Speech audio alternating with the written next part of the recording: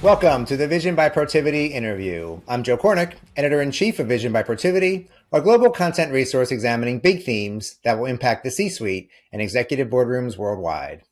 Today, I'm joined by Tony Spinelli, who spent his entire 30-plus year career devoted to pioneering and advancing technology, digital transformation, and cybersecurity capabilities across the globe.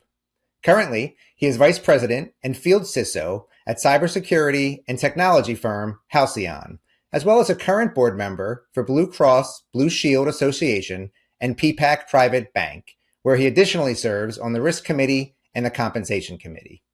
Previously, Tony has been a CISO for Capital One, Tyco International, Equifax, and First Data. Tony, thank you so much for joining me today. Joe, it's great to be here with you. I'm excited to talk about, all the things we've got lined up for Cybersecurity Awareness Month. Right. We are recording this in Cybersecurity Awareness Month, but obviously it's something that we focus on year round. And Tony, I know you certainly are. You serve on multiple boards and have been a CISO several times over. So I know you've seen plenty of change, but it feels to me like the pace of that change has certainly accelerated. So Tony, I'd be curious to hear your thoughts about whether or not you think CISOs have done a good job keeping boards informed about sort of the rapidly evolving threat landscape, and have boards been responsive enough to those new risk factors that have emerged recently? Yeah, Joe, I think we're probably still in the early innings of informing boards and keeping boards informed. Having been a board member, I guess, over 8 years now for multiple organizations and a CISO for more than 25 years at 4 organizations, I think we still have a ways to go on keeping boards, properly informed and boards really thinking strategically about cybersecurity. I think too many times what we get as board members, as we're informed about, whether it's a monthly or quarterly meeting, is what we're doing well in cyber. And I think we've really got to flip the model, right? Is have a heavy dose of what's not going well and what we're concerned about. Because as board members, that's where we can really provide some, not only oversight, but some help, right? Do you need funding? Is it a personnel issue? Do we need to think differently about the strategy that we're applying for cybersecurity? So, seeing hundreds and hundreds of decks at this point, where you get information about cyber, I think, you're getting 95 to 99% of what's going well and about 1 to 2% of what we're really bad at. And I think that's where we, as board members, have to help, leadership say, look, we know you're working hard. We know you're trying to do all the right things for cyber. Please never shy away from telling us what we're not good at and what we need more help with. So that's why I think we're a little bit in the early innings around that. And I think some of it comes down to, in many cases, knowledge gaps. I think, in some cases, we're thinking about cybersecurity in terms of strategy that everything needs to be secure. And I can tell you, the definition of security in a secure system really doesn't exist. The way you need to think about cybersecurity, especially as a board member, and certainly as a leader in cybersecurity that's on the strategic side, is to start thinking much more deeply about defensible systems. When you think about secure versus defensible, and we like to say, look, everything's secure and it's going to be great, and we're very hopeful that it stays that way. That's just very unrealistic. But if you can think about your cybersecurity systems in terms of them being defensible, I think you really have a shot, right? Because you're thinking much more about resilience. You're thinking much more about recovery. When you're thinking about security, it's kind of an old focus of cyber before 2010, where we used to think, look, we're just going to prevent everything. And as we've seen, Joe, we have to be right millions of times a day to stay secure, where the bad guys have to be right just once.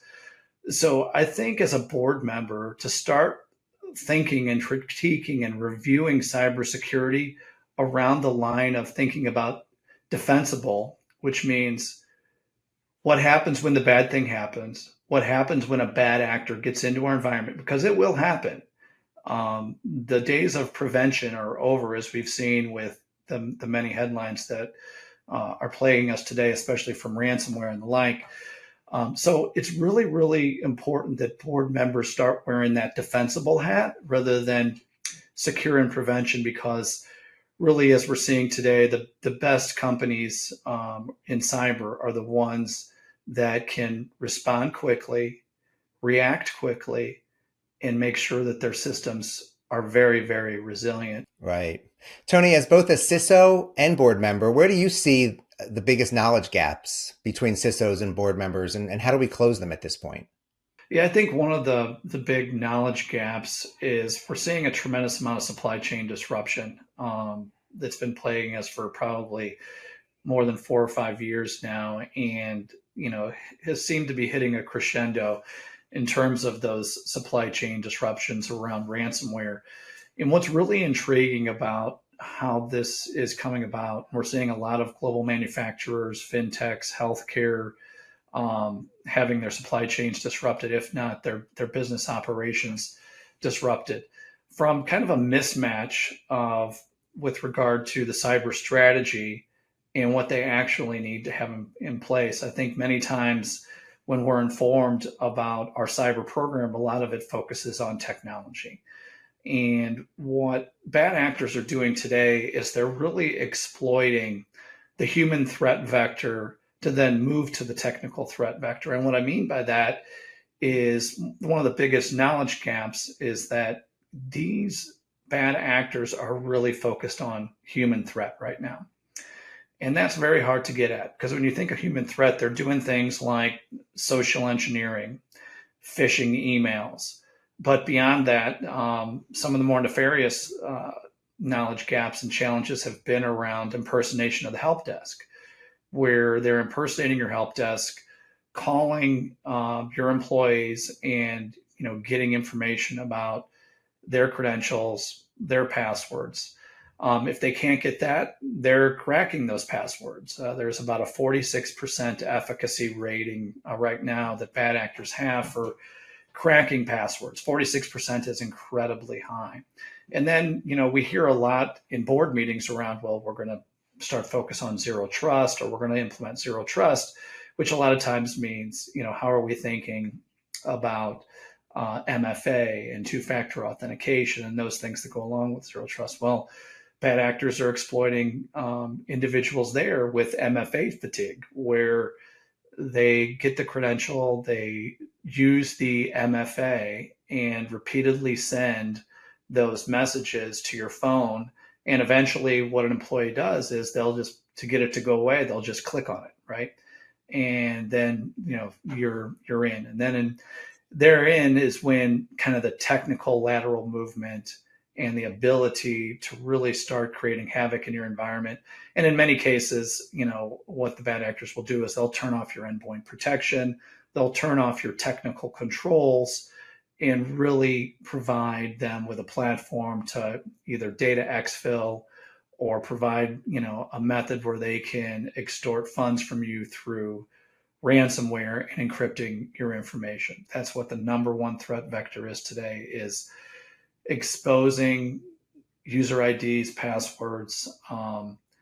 You're really thinking about bad actors using valid credentials. And that's what's, I think, so challenging for board members and cyber practitioners today, is that 98% of these attacks are being completed with valid credentials, right? So think about that. Is there a cybersecurity tool today, a piece of technology that stops valid credentials from working? No. And that's really what we're up against, right? You've given us a lot to think about in terms of risk factors.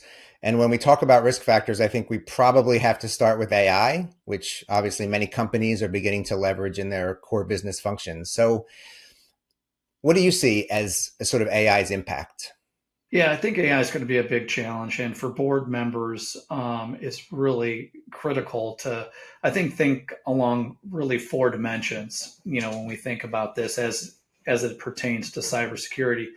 I think one of the most important things you could do is make sure that, the leadership of the firm has a really great understanding of AI policy and practice. And the way you can do that is by using the NIST AI risk management framework.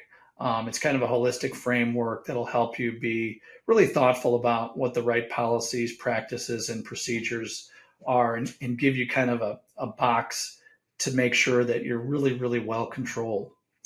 Number two, I think, and this is probably the biggest one that I would focus on, and I personally have focused on with the boards that I've been on, and that's around a data governance program. I think, as all companies today are, have a factor in being a technology company, that you've had massive data sprawl wherever you've been. And while you want to be well controlled and well managed, AI really requires a different level of data governance. You have to have, really strong data modeling. You have to have really strong understanding of the uses of that data. I would really make sure that as a board member, you ask to be walked through what the data governance program is, not just for AI, but what the data governance program is for the firm as a whole. I then think number three, as you go kind of to the next step, as you're thinking about AI and the use cases come up, right, is, you should have like a really strong methodology for thinking about use cases and how those use cases are formed. And when you get to that point where you're thinking about specific use cases, as a board leader, you want to ask about the risk assessment process, right? Is how do you have a risk assessment process built around AI use cases? Because that's going to be absolutely critical. So if you're using large data models, you're using a lot of customer information, a lot of proprietary information, a ton of PII information, and you're going to do some very articulate and challenging things with AI with that data, it's paramount that each one of these use cases has its own risk assessment. And as a board member, you can go back and say, well, look, I looked at the use case and the risk assessment with it. It doesn't have to be a 75-page document. It could be a 2 or 3 page deck that just says, for each one of these main use cases, we've done a risk assessment, and here's what it looks like.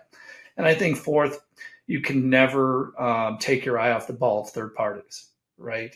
You don't have full control of your third parties, but in many cases, your third parties are either providing you data or you're providing data to them that's going to be part of that AI model in some way.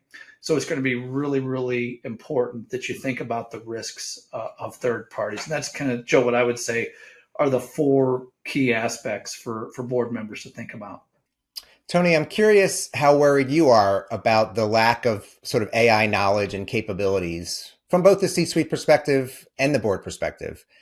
Is there enough AI capability out there right now to meet the demands that the future will bring?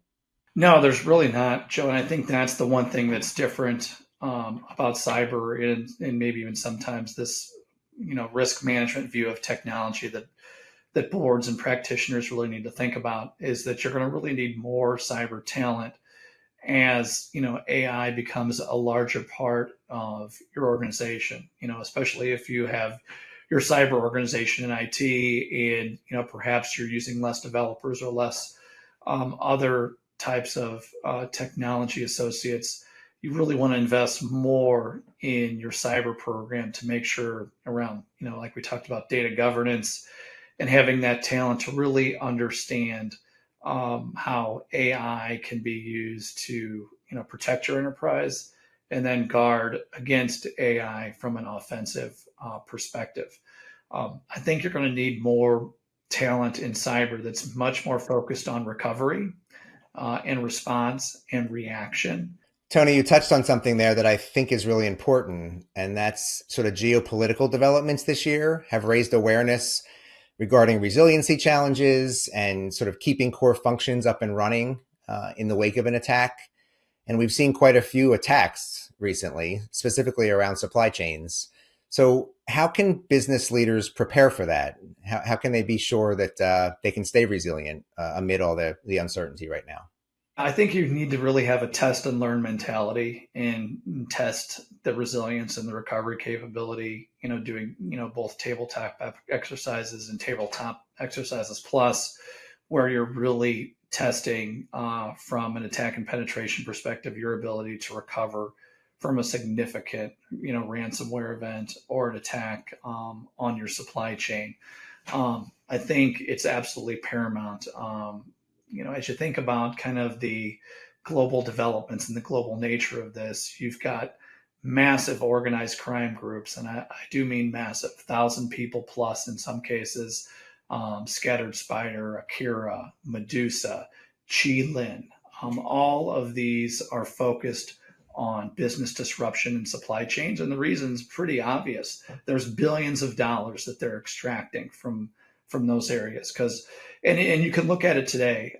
There's a large global manufacturer of trucks and cars that's had challenges for weeks now due to an attack. Up $60 million a day, 1,000 cars a week not being produced. And if you think about that from a ransomware perspective, and if it's a Scattered Spider or a Chi-Lin or one of those larger organized crime groups, if you can disrupt a global manufacturer of that size and scale, you're not only affecting them, but the pressure campaign you can bring to bear to get billions of dollars is massive because manufacturers of that size have supply chains of 30,000 companies that are supporting each one of them to create a car or a truck, for example, right? So if you've got 30,000 vendors that are all supplying something to that large manufacturing company, it could be any manufacturer of that size and scale, the pressure campaign that one of these organized crime groups can bring to bear is it's just daunting to think about, right? Because if those 30,000 vendors cannot, pay their employees, cannot produce capability, you're talking about affecting the economy of small countries as this happens. Thanks, Tony. I really enjoyed our conversation. Oh, thanks, Joe. And thank you for watching the Vision by Protiviti interview. I'm Joe Cornick. We'll see you next time.